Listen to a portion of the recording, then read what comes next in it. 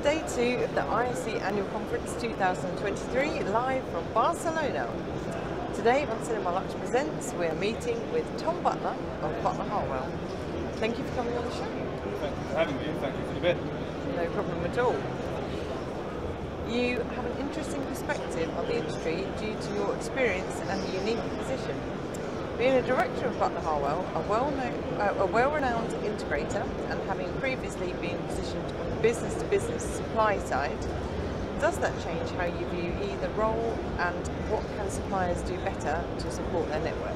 That's a long question. That's a long question. I mean, that was testament to somebody else's memory. I don't remember the beginning, do you? Yeah, I suppose I'm quite luxuriously positioned in that I do understand both sides of the coin. Yeah. To my detriment sometimes, because actually it means I'm bad at negotiating with suppliers because I see their side of it. But it also helps me select the right suppliers that work for our company, because we have an interesting understanding of how these things work, and perhaps we're a little bit more patient than we could or should be. Yep. But I've also had the opportunity to see a lot of other companies that work in this industry from a different perspective and see how they do things, which I suppose, had I started Butler Harwell without that, I could well have been set on my own path by whoever was nicest to me at the time. Yeah, sure. Whereas I've had the opportunity to see what happens on the other side. So no, I think it's been great, and I've succeeded in keeping a lot of friends that I had when I worked on the other side of the coin as well. Yeah. So it's, whenever we do need to scale up and have contractors work with us, we've always got friendly faces we can talk to help us. So no, it's good. Yeah, sometimes like, too much insight can be a bad thing, right? But I think in that situation, I think he's quite a unique position. I don't think there's many people that have done both sides of it, but probably there are people that have done both sides of it, but probably not in the order you did. So there'll be people that have been integrators and then gone into the business-to-business side. Probably not many around the other way. Well, that might be my naivety. But that's the thing. I was to start with. I started as an integrator. Okay. I worked in a hi-fi shop, a well-known hi-fi shop in Essex called Rayleigh Hi-Fi. And really cut my teeth there. Yep. A brief hiatus working completely outside of the industry in finance, and then then I went to work for an integrator called Modus Vivendi. Funnily enough, I've just had drinks with Luke and Chris just a moment ago, and then on to Acoustic. Okay. It's. I didn't realise that there was the integrator side before then. I knew about the city side. Well, I was hired by Paul at Acoustic because he wanted somebody that had been an integrator previously to help with his technical design. And I'd forgotten that actually, so you just asked me the question, so thank you. But in short, I've enjoyed playing both sides in the industry because it does give us a rounded view as a company. Yeah, cool. It's good. Nice. Cool. Okay, one of your core clients is the iconic Huf House. With clean design being so central to their brand, what is your philosophy of installing your system so that they can remain discreet within the space, and what challenges does that present? So working with Huf House has been an absolute eye-opener to how, as a German company, they're very Germanic in the way that they design and deploy their projects, and we've taken a lot of that on board and learned a lot from them. There's the old adage of measure twice, cut once. Well, it's measure thrice, cut once with the Germans. You have to be very, very respectful of their process. And again, that process-driven mentality has helped us to become much more paint by numbers with what we do. Yeah, a bit more militant when you get to the site. Militant, that's great. Yeah. Does that make me the Sergeant Major? Kind of. I like that. I should remind the boys of that when I see them next. It also means that we don't fleet from one product to the next, because these paint by number style houses fear change. The reason they work, the reason they can build them and deploy them so swiftly and elegantly is they don't change things on the fly all the time, which is something I think we as a widely, this might be a little unfair to some, but a hobbyist industry, where we're a bunch of very technically competent people, but we really shouldn't be trying nice new ideas on people's homes. That process-driven mentality that Huf House have put in front of us, or rather insisted that we comply with, has resulted in us testing stuff off-site. We all have systems in our homes that mirror largely what things in the Huf House deployment. We also don't procure anything without having a complete team agreement that it's the right thing to do. So it's a very long answer to your question, but it's just meant we've kept it short and sweet. We don't do things differently all the time. We don't try and be clever. What we try and be is reliable. It's half the battle. And I've not in cinema world, but in interiors world, I've dealt with long-established German design houses, Harwell, Butler, Matic, and you're 100% right in terms of the way they operate is with consistency, and change is sometimes a little bit feared. So it takes a long time to get a change which you think is right implemented. So you can't chop and change all the time, because you'll just lose that contract because you don't fit into the way that they work, and that's not meant to sound disrespectful to the way they work. Some of their systems are phenomenal. It's just the way they're built. And it's not just the way they're built, it's also why people buy them. Absolutely. Yeah. Who are we to infiltrate change? You know, so we have to dovetail into that. Yeah. But it's taught us not just about Huf House, it's also helped us with our own processes internally. Yeah. Funnily enough, that was Christopher Modus just walking past. Sorry. Yeah. Okay, it's good. Cool. Okay, so with your experience on Huf projects, do you see a close integration with the interior design and fit out being advantageous, and is this a potential growth area for integrators such as yourself? It's absolutely advantageous, provided that you're able to have that relationship with that particular party. I think people widely refer to interior designers, without understanding what interior designer means. Yeah. I suppose you must struggle with that. It means so many different things. Yeah? Home cinema means so many different things, right? Hoover, Dyson, they're a Hoover, right? Interior designer could mean many, many different things, and you need to be able to...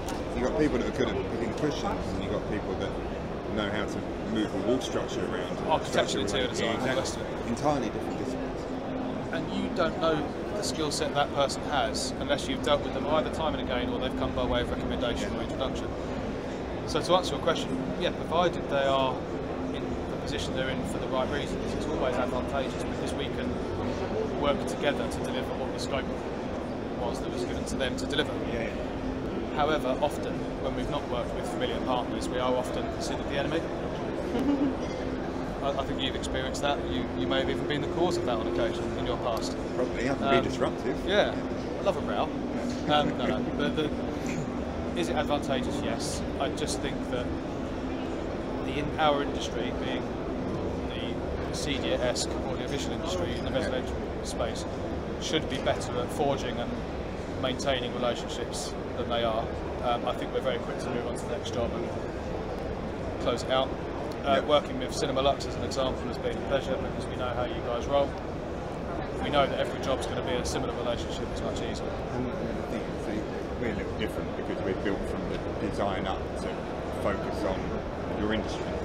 So we understand, okay, maybe not to the same elite level that you do, but the technical requirements that that room needs. So that's already at the forefront of your mind when you're putting a scheme together. So it means you haven't got that fine. Then the two sit together in good harmony. But it is quite rare. And probably from the other side as well. I'm sure the interior design side, I never really found it because I was always into audio and quite technically minded as well. But from the interior design side, you probably drive them mad. If you haven't got that joined up thinking, because they put a scheme together, they put like energy and love and professionalism into it like you do, and then someone comes and messes it up in their eyes. Well, and it's perspective is everything, right? We need to have a mutual respect for the scope that we know we've got and we think they've got. Yep. Chances are we're wrong, and we ought to have more meetings about what their ideas are and what their end result looks like. And what's important to that client, because you're both serving that client, okay? So you might have a client that the audio-visual experience is of paramount importance, so then in which case interior designer trying to pull rank over some technical details is the wrong call.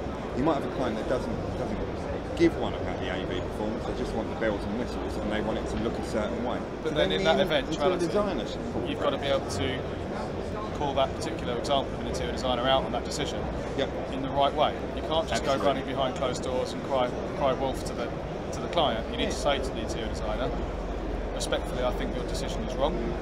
How can we find the right solution and compromise? Where's the compromise? People all is. And then let's both present the compromise to the client and let them decide. You know, we may well be the experts, but we're also not paying the bills. That's basically the sentiment. Yeah, cool. Lovely. Okay, for the younger generation starting out within Don't do it. Didn't need to go any further. Next question. Cut it. Don't say that because we need new people. Okay, for the younger generation starting out within this industry, what would be your advice on how to progress and the direction that you see the industry going? I've been really pleased to see that organisations like Senior have actually created apprenticeship style programmes to create some formality to what was otherwise a learn on the job kind of deal. Certainly how I learned badly what I did. There's lots of abilities to get certifications for the real experienced side of what we do. There's lots of manufacturer-led training, but I really do think core basics. The nuts and bolts. The nuts and bolts are they're better learned through a third-party intermediary than they are from suppliers, because what you may find as a young, impressionable, excited individual, you may find yourself choosing for example, a manufacturer path that might actually focus your attention too much in one direction and actually give you a myopia almost, where you can't choose the right. I don't know if I'm wording that very well, but no, I understand exactly what you're saying. Because it's a young industry as well. So I was talking about this with someone yesterday. But if you're a plumber, you want to work with gas. You've got gas safe for talking as it was. It's a very, very stringent nationwide set of regulations. If you're an electrician, you've got all sorts of qualifications to get to as an interior designer. British Institute of Interior Design. As far as I know, we're the only people operating in this industry that have that accreditation. And that's because we've been doing it a long time, at degree level, rework of architects. So there's obviously procedure accreditation, but does it carry the same weight and authority as those things? Currently, I'm not trying to be controversial, I don't think it does. Definitively, no. But that's due to public awareness and as much as we might think. And it being a young body and a young industry, it's not as established as and it doesn't have the money of the more long-standing I don't know what they're called, monoliths of industry. The reality is that CDU earns its money from training, membership, and I do believe there's an opportunity for this apprenticeship scheme that they've started to. Brilliant. It is fantastic, but I really hope that more education providers actually offer it. Because then I'd be encouraging the length and breadth of school children to be jumping on board. Because what we do is fun. I mean, I had a conversation last night with a couple of people, Simon Clark from Clark Infinity and James Brown from the Cinema Company. And we all agreed that we'd all earn more money doing something else, but we love what we do. And I don't know why that was relevant to what I was just saying, sorry, but if you're going to get into this industry, it's because you've got to love what you're doing. Or, as it stands at the moment, a lot of people maybe fall into it by accident. An opportunity presents itself and you have got an interest in it.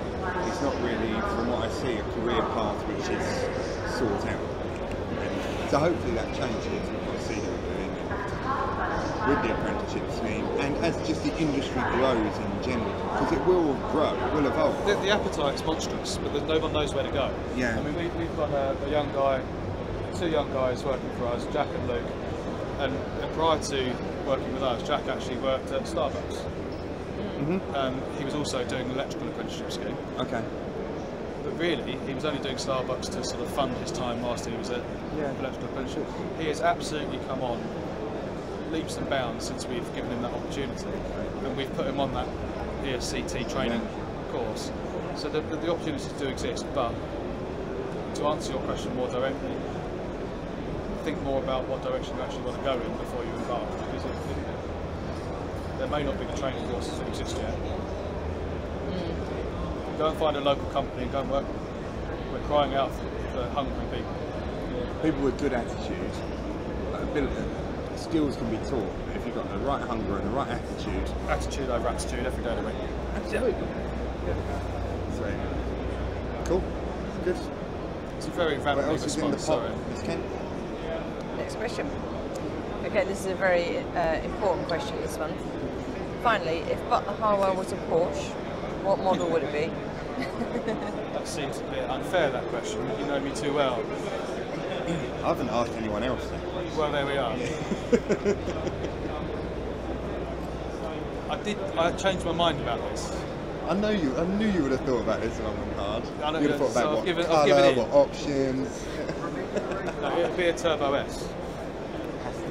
It has to be a Turbo S, which is coming from the GT3 guy. Yeah. But we are a family business. We design people's systems for the family to enjoy, and you can't put kids' seats in the back of a GT3. we are also out all months of the year, so you need four-wheel drive. Yeah. So I love you taking that. And for the jobs in Marbella, they do a cabriolet. Okay, well if you've been sensible and you've had a Cayenne. No, boring. Boring and fat and unwieldy and unable to pivot. Turbo S. Yeah. Thanks for putting that on there. Cool, pleasure. Okay, so now we have a little curveball part of the podcast, which you won't have seen before. You're going to make me conjugate the verb avoir? If you like. Oh. This is a quick fire round, okay? So we're going to ask you a few questions, and you have a couple of seconds to give us your answer. First thing that comes in your head, okay? Are you ready? No. Ready now? Go on then. Okay, good. Right. Rolex or Apple Watch? Apple Watch. You're either Rolex or you're Omega, and I have an Omega, and we're in Barcelona, so it didn't come in there. Yeah. Okay. Blur or Oasis? Oasis. City break or beach break? I'm ginger. I don't know what that City means. That could go either way. Do you match the sand or? Bury myself in the sand to protect the UV. No, city break. The Wolf of Wall Street or The Departed? That's hard to say. Wolf of Wall Street. And finally, most important question. Answer honestly. Pardon? Answer honestly. Time or money? Very nice. Thank you very much. Thank you very much, sir. Your grilling is complete. Thank you for coming on.